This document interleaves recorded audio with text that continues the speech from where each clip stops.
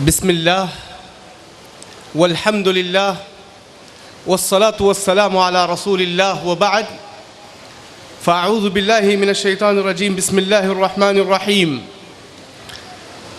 فبما رحمة من الله لنت لهم ولو كنت فظا غليظ القلب لانفضوا من حولك وقال تعالى في موضع آخر لقد من الله على المؤمنين إذ بعث فيهم رسولا من أنفسهم يتلو عليهم آياته ويزكيهم ويعلمهم الكتاب والحكمة وإن كانوا من قبل لفي ضلال مبين وقال أيضا لقد كان لكم في رسول الله أسوة حسنة لمن كان يرجو الله واليوم الآخر وذكر الله كثيرا وقال النبي صلى الله عليه وسلم إن الله لم يبعثني معنتا ولا متعنتا ولكن بعثني الله معلما وميسرا وقال أيضا إنما الناس كالإبل المياه لا تكاد تجد فيها راحلة رواه البخاری.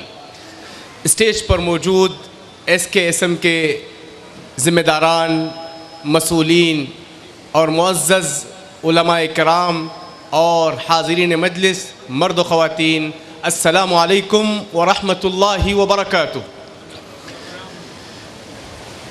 یقیناً یہ اللہ تعالیٰ کا انعام و اکرام اور احسان ہے کہ آج اس مشغول زندگی کے باوجود دینی اجتماعات میں اس طرح ماشاء اللہ تا حد نگاہ مہمانوں کی آمد یہ اس بات کی دلیل ہے کہ الحمدللہ امت میں آج بھی خیر موجود ہے.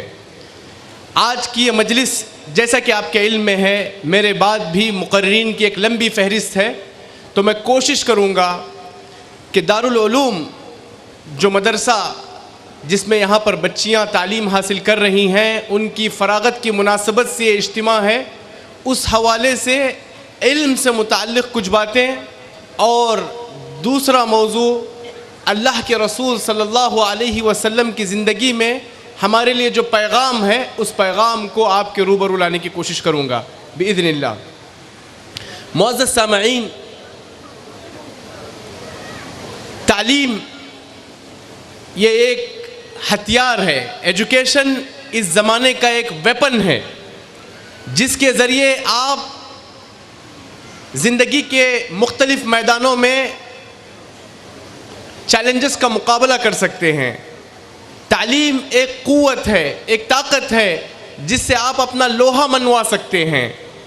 تعلیم، ایجوکیشن ایک زینت ہے جس سے آپ آراستہ اور پیراستہ ہو سکتے ہیں. تعلیم سے بڑھ کر کوئی دولت نہیں ہے اور جہالت سے بڑھ کر کوئی غربت نہیں ہے. اور آپ کو معلوم ہے کہ آدم علیہ السلام جو اشرف المخلوقات بنے، فرشتوں کے سامنے جو معزز و مکرم ہوئے، مسجود ملائکہ ہوئے، اس کا ریزن تھا ایجوکیشن. وَعَلَّمَ آدَمَ الْأَسْمَاءَ كُلَّهَا. ایجوکیشن کی وجہ سے، تعلیم کی وجہ سے انہیں قدر و منزلت بلند اور مرتبہ ملا. سلیمان علیہ السلام کو اللہ تعالیٰ نے بہت سے اختیارات دیے، چاہو تو دولت لے لو، حکومت لے لو، یا پھر علم و ہنر لینا. جب سلیمان علیہ السلام نے علم و ہنر کو لیا تو جس کے نتیجے میں ہم دیکھتے ہیں کہ اللہ تعالیٰ نے انہیں حکومت، دولت، بادشاہت، نبوت، علم، حکمت، دانائی سب کچھ عطا کیا. معزز سامعین، ایجوکیشن اس کی ویلیو کو سمجھنے کے لیے اتنا کافی ہے کہ رب العالمین کا انسانیت کے نام جو سب سے پہلا پیغام ہے، فرسٹ میسج جو ہے، اقرأ بسم ربک الذی خلق، پوری انسانیت کو پڑھنے کا تعلیم دیا گیا، پڑھنے کا حکم دیا گیا، اقرأ. اور مزید اللہ تعالیٰ نے کہا وَقُلْ رَبِّ زِدْنِي عِلْمًا. اللہ کے رسول صلی اللہ علیہ وسلم کو یہ دعا سکھائی گئی کہ آپ یہ دعا کریں کہ اے اللہ میرے علم میں اضافہ کر. ہمیں یہ نہیں کہا گیا کہ ہم اپنے جائیداد میں، اپنی مال و دولت میں، اپنے خوبصورت اور حسن میں اضافہ کریں، اس کا حکم نہیں دیا گیا. اگر حکم دیا گیا تو وہ علم میں اضافہ کرنے کا حکم دیا گیا۔ معزز سامعین، جب تک ہم تعلیم کے میدان میں آگے تھے، پوری دنیا پر ہم نے لیڈنگ کی ہے، پوری دنیا پر ہم نے حکومت کی ہے۔ سلطنت دہلی جب ہماری حکومت تھی تو باقاعدہ دنیا بھر سے لوگ یہاں علم حاصل کرنے آتے تھے۔ بغداد، عراق، یہ علوم و فنون کا قبلہ تھا۔ قاہرہ، مصر، ایجپٹ، یہاں لوگ دنیا بھر سے سفر کر کے جایا کرتے تھے۔ قرطبہ جو یورپ اسپین کا ایک حصہ ہے، اس قرطبہ کے لیے دنیا بھر سے لوگ علم حاصل کرنے آتے تھے۔ لیکن جب ہم نے ایجوکیشن کی اہمیت کم کر دی تو سمجھ لو کہ ہماری وہ وقعت نہیں رہی، ہمارے اندر وہ وزن نہیں رہا، دنیا کے چیلنجز کا ہم مقابلہ نہیں کر سکے، آنے والے طوفانوں کے سامنے ہم کھڑے نہیں ہو سکے۔ معزز سامعین، علم، آپ اندازہ لگائیں، جنگ بدر کے موقع پر اللہ کے رسول صلی اللہ علیہ وسلم کو آپشن تھا کہ جنگ بدر کے قیدیوں کے بدلے آپ دولت لیتے، لیکن آپ صلی اللہ علیہ وسلم نے جنگ بدر کے جو قیدی تھے، مکہ کے تھے، ایجوکیٹڈ تھے، ان قیدیوں کے ذریعے یہ حکم دیا کہ انصار کے 10 بچوں کو لکھنا پڑھنا سکھا دو، یہی تمہارا جرمانہ ہے۔ اس سے آپ کو اندازہ ہوگا کہ ایجوکیشن، جس طرح ہم جسم کے لیے خوراک لیتے ہیں، فوڈ لیتے ہیں، اس سے زیادہ ایجوکیشن کی اہمیت ہے۔ جس طرح ہم جینے کے لیے سانسیں لیتے ہیں، آکسیجن سے زیادہ اگر ہمارے جسم میں اگر کسی چیز کی اہمیت ہے تو وہ ایجوکیشن کی اہمیت ہے۔ اور اللہ کے رسول صلی اللہ علیہ وسلم نے کہا، انما الناس کالابل المیہ لا تکاد تجد فیہا راحلہ، لوگوں کی مثال ایسی ہے گویا کہ ایک بھیڑ ہے، ان میں سے بڑی مشکل سے اونٹوں کے بھیڑ میں کوئی ایک سواری ملتی ہے۔ تو آج ضرورت ہے ہمارے بچوں کو ہم یہ بتائیں کہ ایجوکیشن کا مطلب یہ نہیں ہے کہ وہ صرف اعلیٰ نمبرات سے کامیاب ہوں، ایجوکیشن کا یہ مطلب نہیں ہے کہ وہ سرٹیفکیٹس حاصل کریں، ایجوکیشن کا مطلب یہ ہے کہ علم کے ساتھ وہ تربیت پر بھی توجہ دیں۔ اگر علم حاصل کر رہے ہیں، اگر ہماری تربیت نہیں ہے تو اس کی مثال ایسے ہی ہے جیسے ہم ایک پودا لگاتے ہیں۔ جب پودا لگاتے ہیں پھر اس پر محنت کرتے ہیں، پھر اس کی کاشتکاری ہوتی ہے، پھر آپ کو معلوم ہے کہ جب اس کی سینچائی ہوتی ہے، اس کو اچھی کھاد دی جاتی ہے تو یہ پودا اس طرح مضبوط ہو جاتا ہے کہ آنے والے طوفان اور آندھی کا مقابلہ کرتا ہے۔ اگر ہم پودے کو زمین میں بونے کے بعد اسے کھاد نہ ڈالیں، اسے پانی نہ دیں، اس کی سینچائی نہ کریں تو پھر ایک چھوٹا سا ہوا کا جھونکا آ کر اس درخت کو، اس پودے کو زمین سے اکھاڑ کے پھینک دیتا ہے۔ تو یہی ہمارے بچوں کو ہمیں پیغام دینا ہے کہ تعلیم کے ساتھ ہمیں تربیت پر توجہ دینا ہے، ان کے اخلاقیات پر فوکس کرنا ہے۔ ہمیں ایسے اسٹوڈنٹس کی ضرورت نہیں ہے جو ٹاپ ہیں، ڈسٹنکشن لاتے ہیں، ابو 95 لاتے ہیں، لیکن کیریکٹر میں وہ گرے ہوئے ہیں، اخلاقیات میں وہ بہت نیچے ہیں، تو ہمیں ایسے طلباء و طالبات کی ضرورت نہیں ہے۔ تو یہ بنیادوں پر اگر ہم بچوں کو تیار کریں گے تو یقین مانیے یہ بچے جب بڑے ہوں گے تو ایک قوم و ملت کے خادم بنیں گے۔ اگر ان کی دینی تربیت نہ ہو تو کسی بھی وقت یہ بچے بڑے ہو کر دین کا سودا کر سکتے ہیں اور اسلام کے جو مبادی ہیں، جو اصول ہیں، اس کی مخالفت کر سکتے ہیں۔ معزز سامعین، پچھلے 6 منتھ سے تقریباً میرے مدینہ سے پی ایچ ڈی کرنے کے بعد تقریباً 6 مہینے سے، اپریل کے بعد سے آج تک مسلسل میں ہندوستان کے پورے انسٹیٹیوٹس کو وزٹ کر رہا ہوں۔ 175 انسٹیٹیوٹس میں نے وزٹ کیے، چاہے وہ کرناٹکا ہو، تلنگانہ ہو، آندھرا پردیش ہو، بہار، آسام، جھارکھنڈ اور یو پی اور مختلف مقامات پر۔ یقین مانیے ہم لوگ ایجوکیشن میں کمزور نہیں ہیں، ایجوکیشن میں ہم پیچھے نہیں ہیں۔ الحمدللہ اگر میں کہوں ہر اسٹیٹ میں 1000 سے لے کر 1500 مسلم مینجمنٹ کے یا اسلامک اسکولز موجود ہیں، ہر اسٹیٹ میں موجود ہیں، لیکن آپس میں کوئی कोलैबोरेशन नहीं है, आपस में कोई यूनिटी नहीं है, आपस में कोई अलायंस नहीं है, जिसके नतीजे में हम मुंतशिर हैं। शाहीन इंस्टीट्यूट तकरीबन 35 उसके इंस्टीट्यूट्स हैं, 30 उसके ब्रांचेस हैं और 35 मदरसों में उनका सिलेबस है। 100 इंस्टीट्यूट्स के मालिक हैं। अभी पिछले दिनों बंगाल में अल अमीन मिशन, 10 दिन पहले मैं वहाँ पर मौजूद था। अल अमीन मिशन के सिर्फ बंगाल में 72 इंस्टीट्यूट्स हैं। 75,000 तलबा बंगाल में उनके पढ़ रहे हैं और नीट के एग्ज़ाम में सबसे ज़्यादा टॉप रिज़ल्ट अल अमीन मिशन का है। उसके जो मालिक हैं नूरुल इस्लाम साहब, मैंने उनसे पूछा कि आपने इस 40 सालों में क्या किया, तो उन्होंने एक ही जुमला कहा कि जब हम तालीम में दाखिल हुए तो हम 2.5 थे। आज बंगाल में मुस्लिम तालीम का जो रेशो है वो पॉइंट निकाल दिया गया, 25% है, अब इस साल 33% है। 72 इंस्टीट्यूट्स और 75,000 तलबा सिर्फ बंगाल में पढ़ रहे हैं और उनके मुख्तलिफ ब्रांचेस में मैंने प्रोग्राम किए।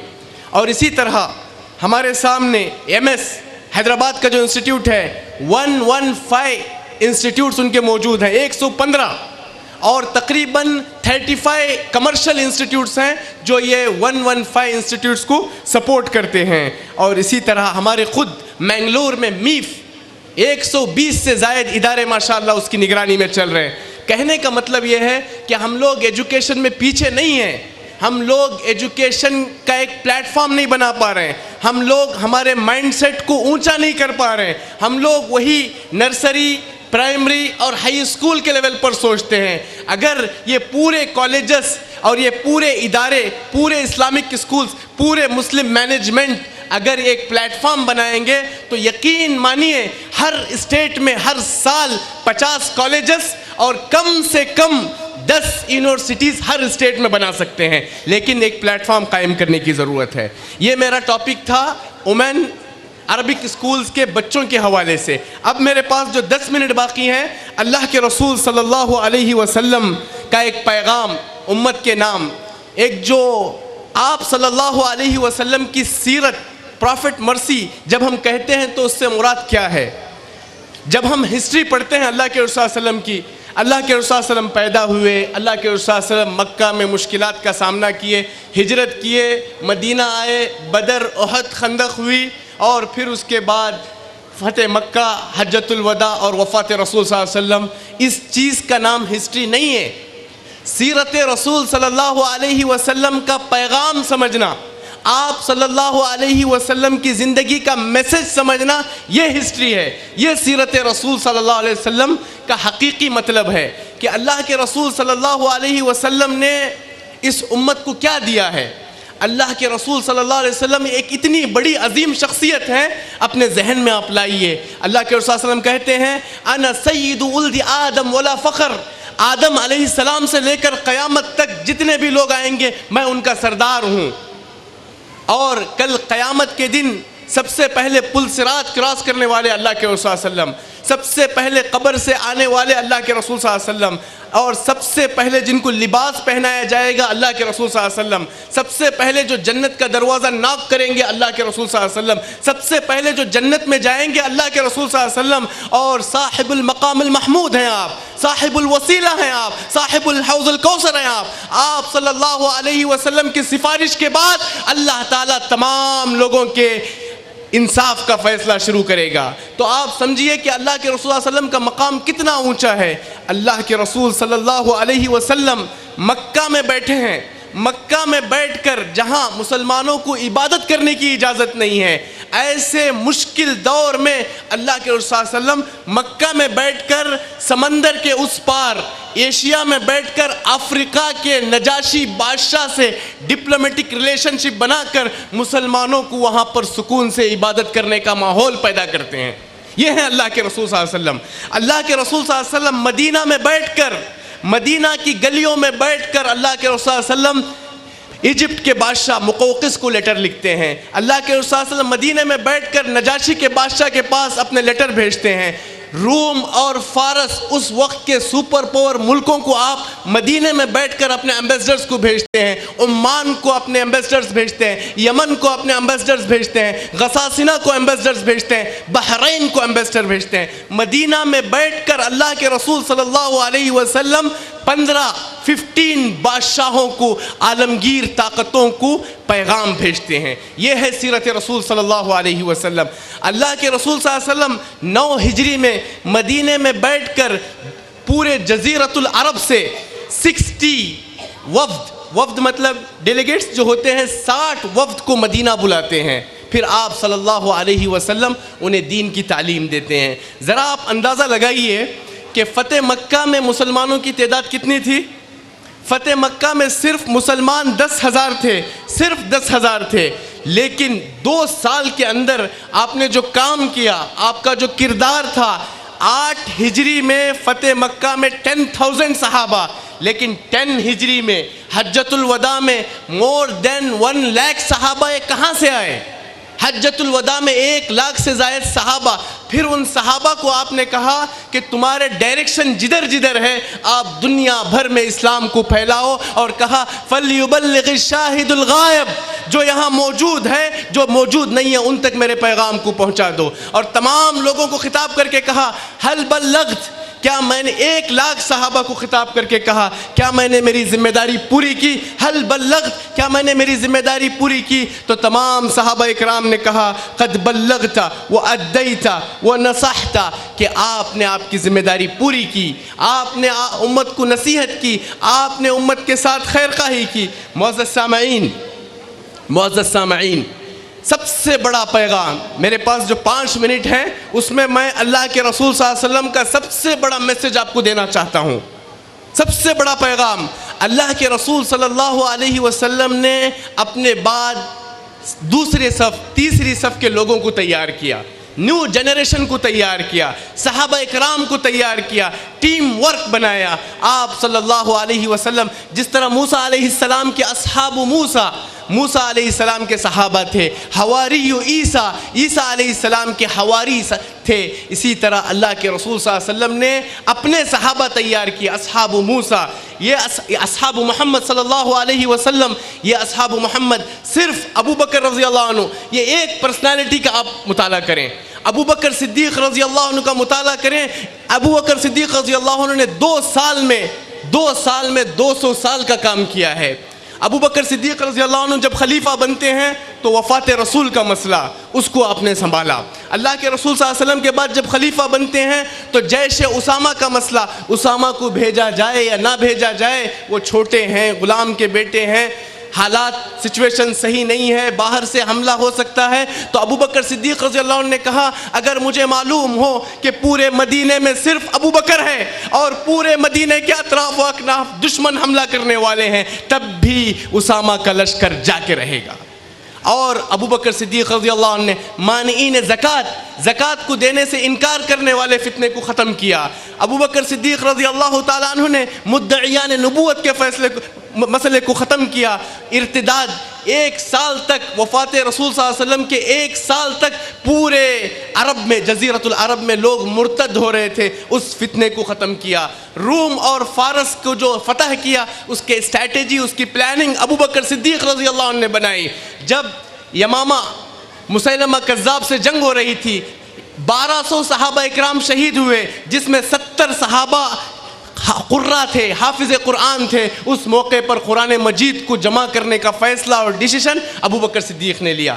عمر رضی اللہ تعالیٰ عنہ، کیسے لوگوں کو آپ نے تیار کیا۔ عمر رضی اللہ عنہ جس گلی سے گزرتے تھے شیطان بھی راستہ بدل لیتا تھا۔ عمر جینیس صحابہ اکرام میں سے تھے۔ عمر رضی اللہ عنہ نے مصر، ایجپٹ کو فتح کیا، لیبیا کو فتح کیا، بیت المقدس کو فتح کیا، فارس کو فتح کیا، روم کو فتح کیا۔ پریزنٹ 54 کنٹریز کا اگر آپ جو ایریا دیکھیں گے اتنا ایریا عمر رضی اللہ عنہ نے فتح کیا۔ نئے شہر بنائے، کوفہ، بصرہ، فسطاط بنائے، دینار و درہم فرسٹ ٹائم مدینہ سے انہوں نے چھاپے، اور ایسا سسٹم تیار کیا کہ عمر رضی اللہ تعالیٰ عنہ مدینے کا پہرا دیتے تھے اور پورے اہل مدینہ سکون سے سوتے تھے۔ معزز سامعین، یہ ایک دو نہیں، میں 50 مثالیں دیکھ سکتا ہوں جس سے یہ پتہ چلے گا کہ اللہ کے رسول صلی اللہ علیہ وسلم نے نیو جنریشن تیار کی، ایک نئی ٹیم تیار کی۔ عثمان ابن عفان رضی اللہ عنہ، عبد الرحمن ابن عوف، یہ دو صحابہ جب بھی مسلمانوں کو اکنامک پرابلم ہو تو یہ دونوں حل کرتے تھے۔ خالد بن ولید، سعد بن ابی وقاص، ابو عبیدہ بن جراح، جب بھی فتوحات کا مسئلہ ہوتا تو یہ تین صحابہ حل کرتے تھے۔ علی رضی اللہ تعالیٰ عنہ، ابو موسیٰ اشعری، معاذ رضی اللہ عنہ یہ فیصلے کیا کرتے تھے۔ ابن عمر، ابن عباس رضی اللہ عنہ یہ سب علم حاصل کرتے تھے۔ تو ہمارے اندر آج ضرورت ہے کہ ہم ڈیوٹیز تقسیم کر لیں، ریسپانسبلٹی لیں، ہر آدمی اپنے ذمہ داری کو ادا کرے۔ اللہ کے رسول صلی اللہ علیہ وسلم نے کہا لَصَوْتُ أَبِي طَلْحَةَ فِي الْجَيْشِ كَأَلْفِ رَجُلٍ۔ اللہ کے رسول صلی اللہ علیہ وسلم کہتے ہیں کہ ابو طلحہ جب جنگ کے میدان میں چنگھاڑتے ہیں تو وہ 1000 صحابی کے برابر ہیں، 1000 لوگوں کے برابر ہیں۔ جب ایجپٹ فتح نہیں ہو رہا تھا تو عمر رضی اللہ تعالیٰ عنہ نے عمرو بن العاص کو لیٹر لکھا کہ کیوں ایجپٹ فتح نہیں ہو رہا ہے؟ کہا میں 4 لوگوں کو بھیج رہا ہوں، یہ چاروں کے 4 1000 کے برابر ہیں۔ معزز سامعین، باتیں بہت ہیں، اسپیکرز بہت ہیں، آخری بات امام مالک رحمہ اللہ کی کوٹ کر کے اپنی بات ختم کرتا ہوں۔ ان اللہ قسم الاعمال بین عبادہ کما قسم الارزاق بینہم۔ اللہ تعالیٰ نے جس طرح رزق کس کو کتنا ملے گا یہ ڈیوائیڈ کیا ہے، اسی طرح اللہ تعالیٰ نے ڈیوٹیز اور ریسپانسبلٹیز اور کام کون کیا کرے گا یہ اللہ ڈیسائیڈ کیا ہے۔ اب آگے آپ بڑھ کر امت کی ذمہ داری اور ملت کی خدمت کے لیے آگے بڑھیں۔ اسی پر میں اللہ کے شکر کے بعد اس کے اسم کے ذمہ داران اور خصوصاً ابو عبداللہ بھائی عبد الرحمن کا اور دیگر ذمہ داران کا شکر گزار ہوں کہ انہوں نے ایک ہنگامی موقع پہ مجھے موقع فراہم کیا۔ اور آپ تمام کا بھی آخر میں دعا یہ ہے کہ حقیقی معنوں میں ایجوکیشن کے میدان میں اللہ ایک انقلاب ہمارے سامنے دکھلائے تاکہ ملک و ملت کے حالات سنور جائے۔ وصلی اللہ تعالیٰ علی نبینا محمد وعلی آلہ وصحبہ وسلم۔ والسلام علیکم ورحمۃ اللہ وبرکاتہ۔